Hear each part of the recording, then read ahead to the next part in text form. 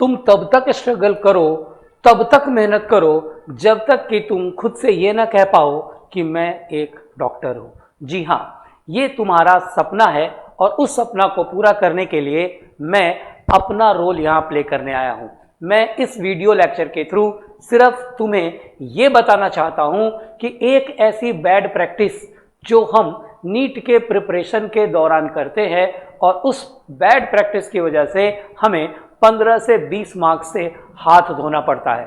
तुम ये समझ सकते हो कि जिस एग्जाम में एक एक मार्क्स 1000 रैंक ऊपर और नीचे कर सकता है, वहां एक बैड प्रैक्टिस की वजह से 15 से 20 मार्क्स हम गवा देते हैं और हमारे सपने टूट जाते हैं। जी हाँ, आज के इस वीडियो लेक्चर में मैं आपसे उसी एक बैड प्रैक्टिस के बारे में बात करने आया हूं, बिल्कुल इस एक एमसीक्यू का एग्जाम्पल के थ्रू। मैं भास्कर सर, आपका सारथी, आज इस पीवाईक्यू सीरीज में लेकर आया हूं नीट 2025 से क्लास 11th के सिलेबस का ये क्वेश्चन। आओ पहले ये क्वेश्चन सॉल्व करते हैं और इस क्वेश्चन के सॉल्यूशन से हम उस बैड प्रैक्टिस को एलिमिनेट करते हैं जो हम प्रैक्टिस के दौरान घर पे करते हैं। Okay, let us start.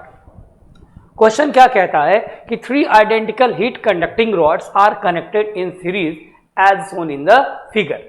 The rods are on the sides have thermal conductivity 2K while that in the middle has thermal conductivity K. The left end of the combination is maintained at temperature 3T and the right end maintained at the temperature T. The rods are thermally insulated. The rods are thermally insulated from outside in steady state temperature. This is the clue line जो हमको इस सवाल बनाने में मदद करेगा। At the left junction is T1 and that at the right junction is T2. The ratio of T1 by T2 is, तो हमें इन द नटसेल ये T1 और T2 टेम्परेचर का क्या करना है, रेशियो फाइंड करना है। ओके डियर फ्रेंड्स, तो डॉक्टर्स टू बी हमने थर्मल स्टेडी स्टेट पढ़ा है। थर्मल स्टेडी स्टेट का सिंपल सा फॉर्मूला है कि टेम्परेचर ग्रेडियंट की वैल्यू या हीट करंट की वैल्यू जो होगी वह क्या होगी, सेम होगी। तो आओ सबसे पहले हम ये देखते हैं कि यहाँ पर इक्विवेलेंट रेसिस्टेंस कितनी होगी इस पूरे की। तो ये सीरीज कॉम्बिनेशन में है, तो सीरीज कॉम्बिनेशन में हम R इक्विवेलेंट की वैल्यू क्या लिखते हैं, R1 plus R2 plus R3 यह वैल्यू लिखते हैं। और R का फॉर्मूला क्या होता है, L बाई KA। तो लेंथ सबकी सेम है और एरिया सबका सेम है, ऐसा क्वेश्चन में दे रखा है क्योंकि यह आइडेंटिकल है। तो हम यहाँ क्या लिख देंगे, L बाई 2KA प्लस इसके लिए लिखेंगे L by KA plus L by 2KA। तो यहां से यह हमारा क्या आ जाएगा, 4L by 2KA, that is 2L by KA। This will be the equivalent resistance. यह हमारा क्या है, इस पूरे का इक्विवेलेंट रेसिस्टेंस है। अब हम सॉल्यूशन में कहेंगे कि चूंकि यह स्टेडी स्टेट में है तो यहाँ का जो टेम्परेचर ग्रेडियंट होगा और यहाँ का जो टेम्परेचर ग्रेडियंट होगा या यहाँ का जो हीट करंट होगा और यहाँ का जो हीट करंट होगा उनकी वैल्यू क्या होगी, सेम। तो हीट करंट का हम फॉर्मूला क्या लिखते हैं, तो आपको नहीं याद है तो आप ओम्स लॉ में चले जाओ कि करंट का फॉर्मूला क्या होता है, पोटेंशियल डिफरेंस बाय रेसिस्टेंस। तो यहाँ पर टेम्परेचर डिफरेंस बाय रेसिस्टेंस आप लिख लो। तो यहाँ पर टेम्परेचर डिफरेंस के लिए आप क्या लिखोगे, आप इसकी बात करो सिर्फ इतनी दूर की। तो यहां पर आप टेम्परेचर डिफरेंस के लिए क्या लिख दोगे, केस 1 में कि 3T minus T1 divide by resistance इस एंड का कितना हो जाएगा, कितना लिख दोगे आप, L बाई 2KA यही लिखोगे। अब आप पूरे का ले लो क्योंकि यह थर्मल इक्विलिब्रियम में है, ओके, या स्टेडी स्टेट में। आप पूरे का लिखोगे लेफ्ट इनटू राइट एंड, तो आप क्या लिखोगे, 3T minus T by R equivalent. तो R इक्विवेलेंट कितना दे रखा है आपको, 2L बाई KA।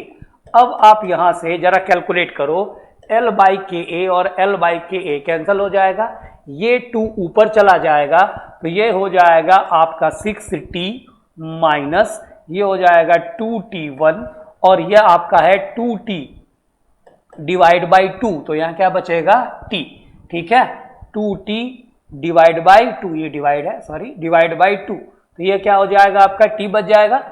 अब आप यहां से t1 की वैल्यू फाइंड कर लो, तो t1 इक्वल्स टू आप क्या लिख लोगे, यह t है और यह 6t है, तो ये इधर आ जाएगा तो कितना हो जाएगा 6t minus t that is 5t, और यह 2t उधर चला जाएगा, तो कितना हो जाएगा ये आपका 5t बाई 2। एग्रीड और not? Okay, agreed. Then come to the next one. अब आप इस दोनों एंड पे आ जाओ, ठीक है, राइट मोस्ट एंड।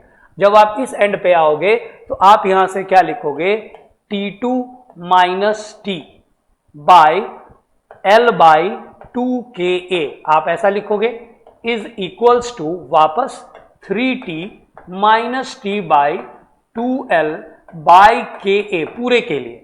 अब आप इसको वापस जैसे मैंने यहां सॉल्व किया था वैसे ही सॉल्व करो, ka से ka, l से l कैंसिल हो जाएगा, ये 2 ऊपर चला जाएगा, दैट इज आपका ये कितना हो जाएगा 2t minus 2, 2t2 minus 2t ये हो जाएगा, और यहां से आप करोगे तो ये ऑलरेडी 2t है और डिवाइड बाई 2, तो कितना बचेगा t।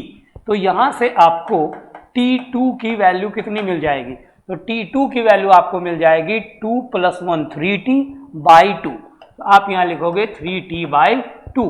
अब आपको ये t1 आ गया, ये t2 आ गया, इन दोनों को आप डिवाइड कर दो तो आपको आंसर क्या आ जाएगा, यहां से 5/3, this will be the answer.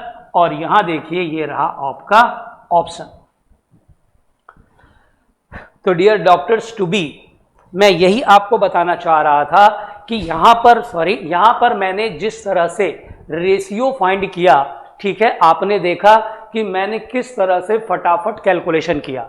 मैं इन्हीं कैलकुलेशंस की बात कर रहा था कि हम एग्जामिनेशन हॉल में इस तरह के कैलकुलेशन में फंस जाते हैं और हमारा इनमें से कोई भी ऑप्शन आ सकता है और हम -5 हो सकते हैं, मतलब 5000 रैंक नीचे, और इससे हमारा सिलेक्शन नहीं पॉसिबल है।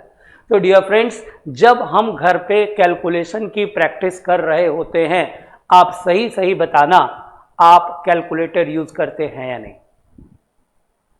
अवॉइड इट, मत करें, सारा कैलकुलेशन मैन्युअली करें। आप जितना कैलकुलेशन मैन्युअली करेंगे, इस तरह के कम से कम 4 क्वेश्चन जरूर पेपर में होते हैं। तो आप कैलकुलेशन जितना मैन्युअली करेंगे, यहां पर कैलकुलेशन का उतना फास्ट होगा, और कैलकुलेशन जितना फास्ट होगा, आपके क्वेश्चंस अटेम्प्ट करने की जो फ्रीक्वेंसी है वह क्या होगी, इंक्रीज होगी।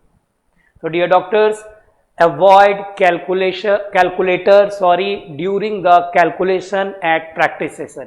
आप कैलकुलेटर से जितना दूर रहोगे, आप यकीन मानो अभी आपका सवाल भले थोड़े देर से बनेगा, लेकिन जब आप ये प्रैक्टिस करने लगोगे तो एग्जाम में आपसे 2 सवाल एक्स्ट्रा जरूर बनेंगे। अगर आप एडमिट करते हो मेरी इस बातों से, तो आप वीडियो पे जरूर कमेंट करना, और प्लीज प्लीज प्लीज कैलकुलेटर को अवॉइड करना। तो डियर डॉक्टर्स टू बी, राह संघर्ष की जो चलता है वही संसार को बदलता है, और जिसने रातों को जगना सीखा है, जिसने रातों से संघर्ष किया है, जो रातों से संघर्ष करता है, सूरज बनकर सुबह वही चमकता है। जय श्री कृष्ण।